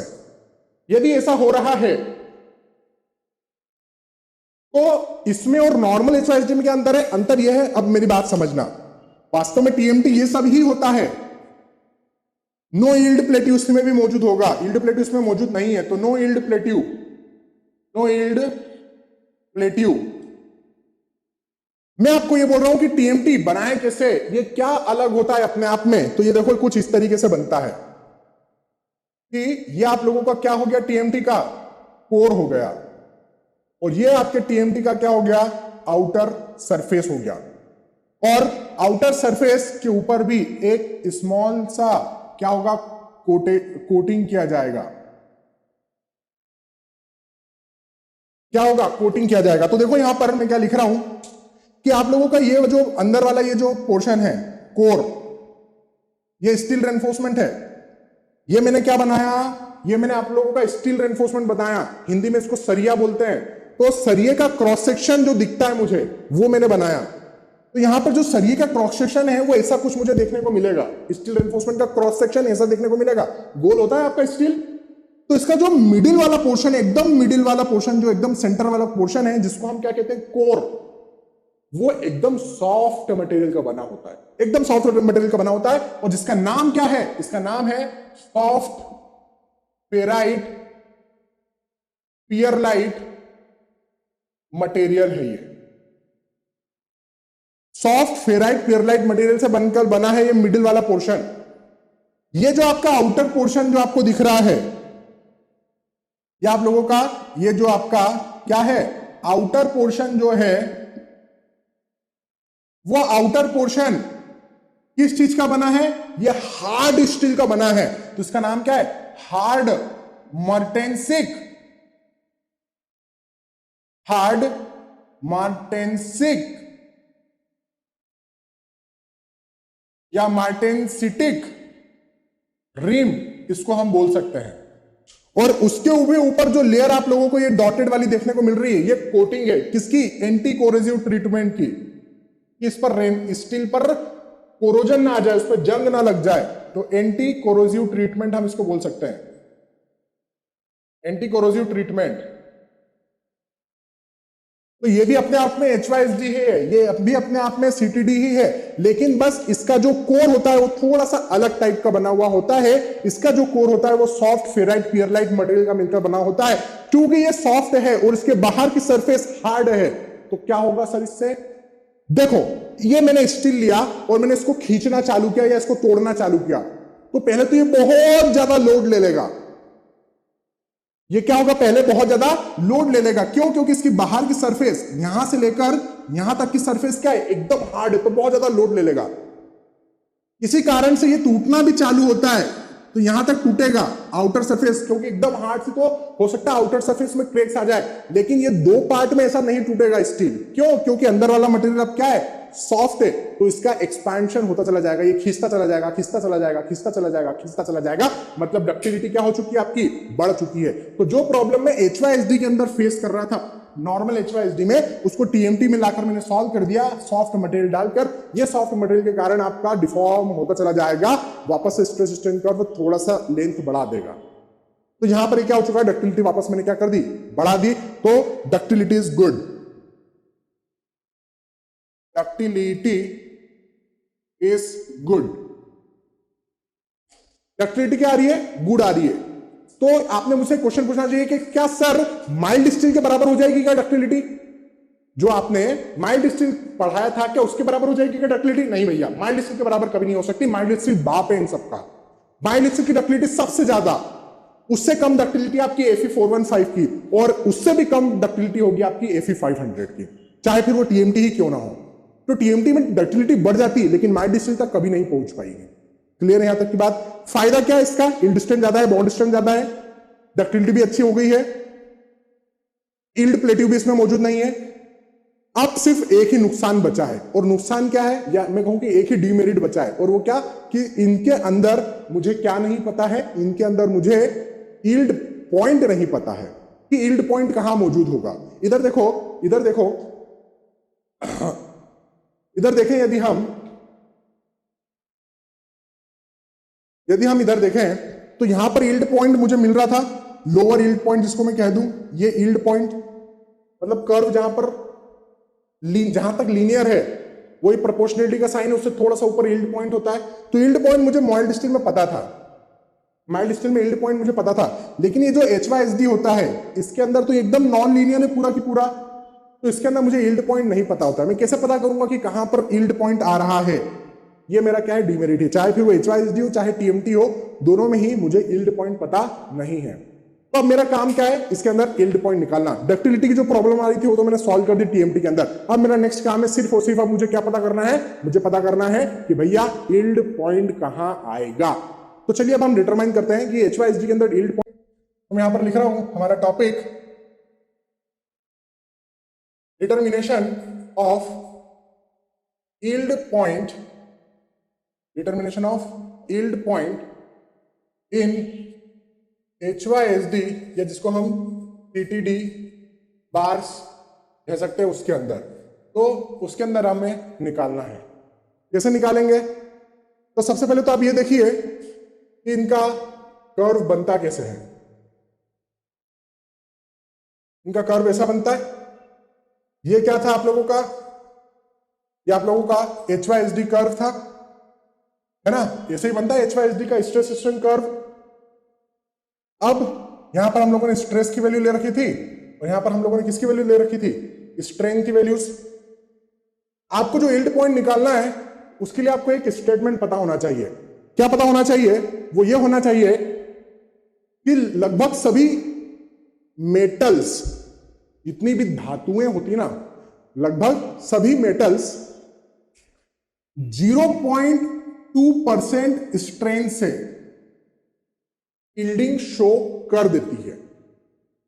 0.2% को मैं क्या लिख सकता हूं, 0.2% को मैं 002 भी लिख सकता हूं, मतलब 0.002 भी लिख सकता हूं। तो मैं आपको ये बता रहा था कि जितने भी मेटल्स होते हैं ऑलमोस्ट सभी मेटल्स 0.002 स्ट्रेन से यील्ड होना स्टार्ट कर देते हैं। तो मैंने यहां पर क्या किया, फिर देखो मैंने यहां पर ऐसा किया कि हमारा जो स्ट्रेस स्ट्रेन कर्व था इसमें यहां पर मैंने एक लाइन ड्रॉ करी, मैंने एक पॉइंट ए कंसीडर किया, और ये पॉइंट ए क्या है, ये पॉइंट ए है 0.002 स्ट्रेन पर। 0.002 स्ट्रेन पर मैंने एक पॉइंट ए लोकेट किया, ठीक है। और ये जो कर्व था ये जो आप लोगों का कर्व मैंने यहां पर बना रखा था, इस कर्व का मैंने इनिशियल टेंजेंट ड्रॉ किया। Now what is initial tangent? तो इनिशियल टेंजेंट मतलब ओरिजिन से आप लोगों को क्या करना है, एक टेंजेंट ड्रॉ करना है। ड्रॉ कर दिया। आपको ये जो कर्व बना था, इस कर्व के ओरिजिन से टच करते हुए एक लाइन ड्रॉ करना है, दैट इज कॉल्ड टेंजेंट। तो इसको हम कहते हैं इनिशियल टेंजेंट। तो आपने ये ड्रॉ कर दिया, वो बात खत्म हो गई, एकदम आसान है। आपको स्केल रखना है, यहां पर टच करते हुए उसको ड्रॉ कर देना है। अब इस इनिशियल टेंजेंट के पैरेलल हमने क्या किया, हमारे पास रोलर स्केल होते हैं, तो रोलर स्केल का यूज करते हुए इस लाइन के पैरेलल हमने क्या किया, ये वाला लाइन भी ड्रॉ कर दिया, ये वाला। तो देखो पॉइंट ए से भी मैंने क्या किया, एक लाइन ड्रॉ किया जो कि आपके कर्व को कहां कट कर रहा है, यहां कहीं पर कट कर रहा है। तो ये किसका कर्व था, ये कर्व था आपका FY का, माइल्ड स्टील आपके HYSD का कर्व था। FY 415 कहूं या FY 500 कहूं। तो ये आप लोगों का क्या पॉइंट हो गया, यही आप लोगों का क्या है, यील्ड पॉइंट है। इस तरीके से मैं डिटरमाइन करता हूं। लेकिन कोड तो क्या बोलता है, कोड ये बोलता है कि आपको कैरेक्टरिस्टिक स्ट्रेंथ के लिए काम नहीं कर रहा है। ये Fy क्या है, Fy आपकी कैरेक्टरिस्टिक स्ट्रेंथ है। आपको किसके लिए काम करना है, आपको तो डिजाइन स्ट्रेंथ के लिए काम करना है भैया। तो डिजाइन स्ट्रेंथ क्या होती है, डिजाइन स्ट्रेंथ होती है characteristic strength divide by factor of safety. और स्टील के लिए फैक्टर ऑफ सेफ्टी मैं कितना ले लेता हूं, characteristic strength divide by 1.15। Characteristic strength को मैं किससे शो कर देता हूं, कैरेक्टरिस्टिक स्ट्रेंथ को मैं Fy से शो करता हूं, और फैक्टर ऑफ सेफ्टी स्टील के लिए मैं 1.15 ले रहा था। क्लियर मेरी यहां तक की बात। तो ये मेरा कौन सा कर्व है, ये मेरा कैरेक्टरिस्टिक कर्व है। लेकिन आईएस कोड के हिसाब से मुझे किसके लिए कर्व ड्रॉ करना है, ये वाली वैल्यू के लिए, मतलब मुझे डिजाइन कर्व ड्रॉ करना है। अभी मैंने आपका कैरेक्टरिस्टिक कर्व ड्रॉ किया, ये वाला, अब मैं आपका डिजाइन कर्व ड्रॉ कर रहा हूं। तो डिजाइन कर्व भी यहीं से चालू होगा। डिजाइन कर्व थोड़ा सा छोटा रहेगा, क्यों, क्योंकि आपने कैरेक्टरिस्टिक कर्व के अंदर 1.15 से डिवाइड किया हुआ है। तो यहां से आपका कर्व इस तरीके से रहेगा। ये आपका क्या हो जाएगा, Fy डिवाइड बाय 1.15 के करस्पॉन्डिंग ये वाला कर्व ड्रॉ हुआ है। तो आपकी ये वाली लाइन जो जा रही थी वो कहां कट की, यहां कहीं पर कट की।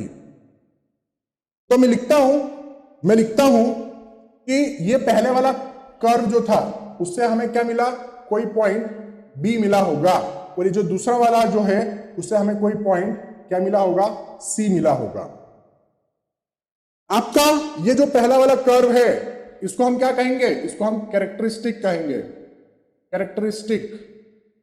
और ये किसके करस्पॉन्डिंग है, दूसरा वाला है आपका डिजाइन के करस्पॉन्डिंग, डिजाइन कर्व है ये आप लोगों का। पहले वाले कर्व के अंदर मैंने 1.15 से डिवाइड कर दिया था, बस। क्लियर है इतनी बात। तो ये आप लोगों का क्या आ चुका है, ये जो नया वाला कर्व था डिजाइन कर्व, इसके अंदर ये पॉइंट आपका क्या कहलाएगा, यील्ड पॉइंट ही कहलाएगा। और इसके करस्पॉन्डिंग हमारे पास स्ट्रेस कितना है, Fy डिवाइड बाय 1.15 का है। यहां पर यदि आप मुझसे पूछो कि सर स्ट्रेस की वैल्यू कितनी आ रही है, तो इसके करस्पॉन्डिंग स्ट्रेस की वैल्यू आप लोगों को यहां पर देखने को मिल जाएगी Fy डिवाइड बाय 1.15 की। तो ये स्ट्रेस की वैल्यू आ गई। इसको प्रूफ स्ट्रेस भी बोलते हैं। कौन सा स्ट्रेस बोलेंगे, प्रूफ स्ट्रेस। और ये जो स्ट्रेन है 0.002, इसको आप प्रूफ स्ट्रेन कहेंगे। ये जो 0.2% स्ट्रेन लिया हूं मैं, इसको हम क्या कहते हैं, इस 0.2% स्ट्रेन को हम प्रूफ स्ट्रेन भी कहते हैं। अब मेरी बात को सुनना, यहां पर मैं क्या बता रहा हूं, मेरी बात को सुनना। मेरी बात यह है यहां पर कि यहां से लेकर, ये तो आपका स्ट्रेन था, इसको मैं यहां लिख देता हूं। मैं आपको ये बता रहा था कि यहां से लेकर यहां तक का, बी तक का, ये क्या होगा, स्ट्रेन ही है। और स्ट्रेन क्या होता है, stress divide by modulus of elasticity होता है। ये क्या होता है, stress divide by modulus of elasticity ही क्या होता है, स्ट्रेन का वैल्यू। तो ये जो आप देख रहे हैं ये वास्तव में है आपका stress divide by modulus of elasticity of steel. ES लिख रहा हूं, मतलब स्टील की मॉडुलस ऑफ इलास्टिसिटी है। ये B तक का वैल्यू है। तो C तक का इतना वैल्यू क्या होगा, बस Fy के अंदर आपको 1.15 से डिवाइड करना है, वो इतनी वैल्यू बन जाएगा यदि आप 1.15 से डिवाइड करेंगे तो देखो मैं यहां पर लिख रहा हूं, यहां पर मैं लिखता हूं अच्छे से। क्या लिख रहा हूं, मैंने यहां पर लिखा स्ट्रेन एट A कितना आ रहा है, स्ट्रेन एट A 0.002 आ रहा है, दिख रहा है आप लोगों को यहां पर 0.002। अब फिर मैंने यहां पर कहा कि स्ट्रेन एट B बताओ। स्ट्रेन एट B टोटल देखो यहां पर कितना बन रहा है फिगर में, 0.002 प्लस Fy बाय ES। तो ये पूरा क्या हो गया है, B तक का टोटल स्ट्रेन आ चुका है। तो मैंने यहां पर लिखा 0.002 plus Fy by ES। Fy क्या है, characteristic strain, sorry characteristic stress, या जिसको यील्ड स्ट्रेंथ भी हम कहते हैं। Fe415 हो सकता है ये, या Fe500 हो सकता है। और ये ES क्या है, मॉडुलस ऑफ इलास्टिसिटी। तो stress by modulus of elasticity is the strain value. Steel का मॉडुलस ऑफ इलास्टिसिटी आप लोग लेंगे।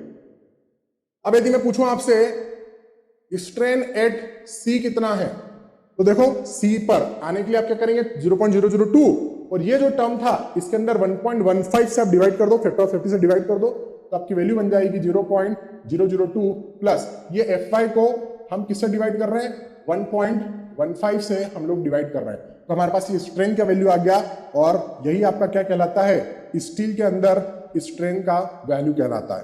तो स्ट्रेन इन स्टील, अब मैं क्या लिखूंगा, एप्सिलॉन को हम स्ट्रेन कहते हैं। स्टील के अंदर फॉर्मूला मेरे पास बन चुका है 0.002 प्लस ये वैल्यू मेरे पास कितनी आ गई, ये वैल्यू मेरे पास आ चुकी है 1 डिवाइड बाय 1.15।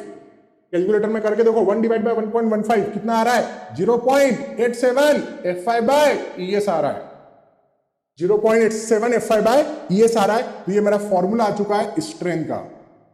ये कौन से स्ट्रेन है, क्या ये मैक्सिमम स्ट्रेन है? नहीं, ये आपके स्टील के अंदर मिनिमम स्ट्रेन है। तो ये आपकी क्या है, मिनिमम स्ट्रेन होना चाहिए। ये मिनिमम स्ट्रेन का फॉर्मूला है। जब भी आपसे पूछे कि भैया आपके HYSD के अंदर मिनिमम स्ट्रेन कितना होना चाहिए, तो मैं कहूंगा भैया इतना होना चाहिए। तो ये मिनिमम स्ट्रेन का फॉर्मूला है। ये 0.87 कहां से आया, ये फैक्टर ऑफ सेफ्टी 1.15 जो था, तो 1 डिवाइड बाय 1.15 आपके पास 0.87 आया। कभी कभी क्वेश्चन में कंफ्यूजन क्रिएट करने के लिए वो लोग लिख देते हैं option A factor of safety बताओ। क्वेश्चन में कंफ्यूजन क्रिएट करने के लिए वो लोग क्या लिखते हैं कि स्टील का फैक्टर ऑफ सेफ्टी बताओ, तो 0.87 लिख देते हैं पहले, फिर 1.5 लिख देते हैं, फिर सी 1.15 लिख देते हैं और डी 0.36 लिख देते हैं सपोज।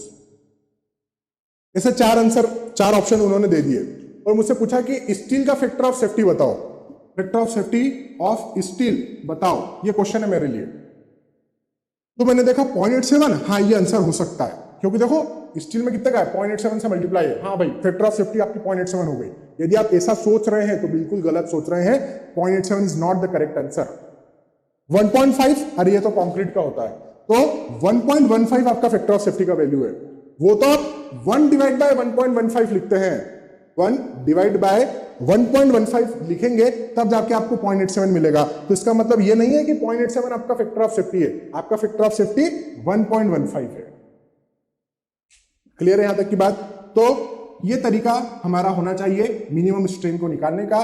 तो मैंने आप लोगों को यहां पर मिनिमम स्ट्रेन HYSD के अंदर भी निकालना सिखा दिया और साथ ही साथ मैंने यहां पर आप लोगों को क्या बता दिया कि यील्ड पॉइंट, ये रहा आपका यील्ड पॉइंट, किस तरीके से हम HYSD के अंदर यील्ड पॉइंट लोकेट करते हैं वो भी हमने निकाल दिया। यील्ड पॉइंट निकालने का तात्पर्य ये रहेगा कि मुझे स्ट्रेन की वैल्यू समझ में आएगी कि मेरे स्टील में कितना स्ट्रेन मौजूद है और कितना होना चाहिए, मिनिमम इतना तो होना ही चाहिए, क्योंकि इतना मिनिमम स्ट्रेन रहेगा तभी वो HYSD की तरह बिहेव करेगा, नहीं तो वो माइल्ड स्टील की तरह बिहेव करने लग जाएगा। ठीक है, तो इतना मिनिमम स्ट्रेन हमारे पास होना ही, मिनिमम स्ट्रेन हमारे पास होना ही चाहिए।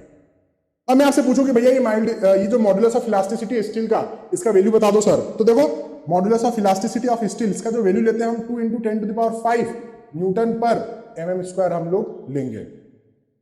ठीक है, हम मॉडुलस ऑफ इलास्टिसिटी का ये वैल्यू कितना लेंगे 2 × 10⁵ न्यूटन पर mm² लेंगे। अब मैं यदि आपसे क्वेश्चन पूछूं कि सर ये माइल्ड स्टील के लिए है या HYSD के लिए है या TMT के लिए है या CTD के लिए है, ये माइल्ड स्टील के लिए भी है, HYSD के लिए भी है, TMT के लिए भी है, CTD के लिए भी है। किसी भी स्टील का अलग से मॉडुलस ऑफ इलास्टिसिटी नहीं होता, चाहे माइल्ड स्टील हो, चाहे TMT हो, चाहे HYSD हो, चाहे CTD हो, सबका मॉडुलस ऑफ इलास्टिसिटी क्या रहेगा 2 × 10⁵ न्यूटन पर mm² ही रहेगा। क्यों सर, ऐसा क्यों? ऐसा इसलिए क्योंकि आपका सभी स्टील माइल्ड स्टील से ही तो मिलकर बना है। चाहे HYSD हो या CTD हो, वो माइल्ड स्टील से ही बना है, चाहे TMT हो वो भी माइल्ड स्टील से ही बना है। तो इन सबका बाप कौन? Mild steel. इन सबका पिता कौन? Mild steel. So all your steels are essentially mild steel only. All your other steels like HYSD, CTD and TMT are essentially mild steel always. और ये क्या होता है? मटेरियल का प्रॉपर्टी होता है। तो मटेरियल तो चेंज नहीं हुआ है ना, मटेरियल तो लोहा ही है, आयरन ही है, तो मटेरियल चेंज नहीं हुआ है, इसलिए कोई सा भी स्टील आ जाए सबके लिए मॉडुलस ऑफ इलास्टिसिटी क्या बना रहेगा? कांस्टेंट 2 × 10⁵ न्यूटन पर mm² ही बना रहेगा। मैं यहां पर लिख दूंगा same for all type of steel, same for all type of steel, all types of steel.